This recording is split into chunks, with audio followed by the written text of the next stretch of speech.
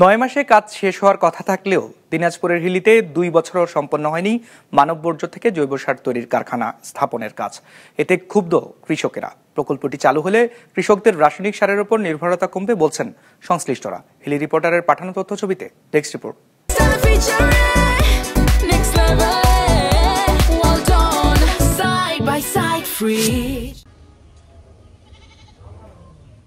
জনস্বাস্থ্য প্রকৌশল অধিদপ্তরের পানি সরবরাহ ও মানব বর্জ্য ব্যবস্থাপনা প্রকল্পের আওতায় দিনাজপুরের হাকিমপুরে রাঙ্গামাটিয়া গ্রামে স্থাপন করা হচ্ছে সমন্বিত কঠিন ও মানব বর্জ্য ব্যবস্থাপনা প্ল্যান্ট।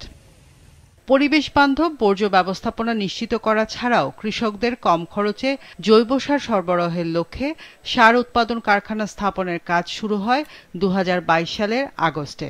7,50,00,000 টাকা ব্যয়ে জৈব সার কারখানাটির নির্মাণ কাজ 9 মাসে শেষ হওয়ার কথা থাকলেও এরই মাঝে পেরিয়ে গেছে 2 বছর 2 মাস।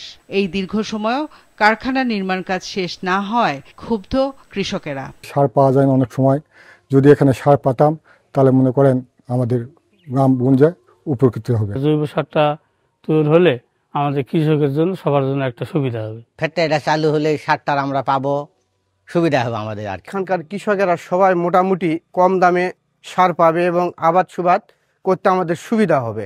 পৌর প্রশাসক জানান দ্রুতই নির্মাণ কাজ শেষ হবে।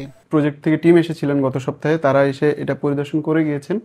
এখানে আমাদের প্রজেক্টের যে যন্ত্রপাতিগুলো এগুলো অলরেডি বিদেশ থেকে চলে এসেছে, এগুলোর লাস্ট ইনস্টলেশন ফেজে আছে। এই অংশটুকু হয়ে গেলে আমাদের কাজটা শুরু হবে। প্রকল্পটি চালু হলে কৃষকদের রাসায়নিক সারের উপর নির্ভরতা কমার পাশাপাশি মানব বর্জ্য ব্যবস্থাপনায় আসবে বৈপ্লবিক পরিবর্তন, মনে করেন সংশ্লিষ্টরা। বিজনেস রিপোর্ট, মাছরাঙা টেলিভিশন।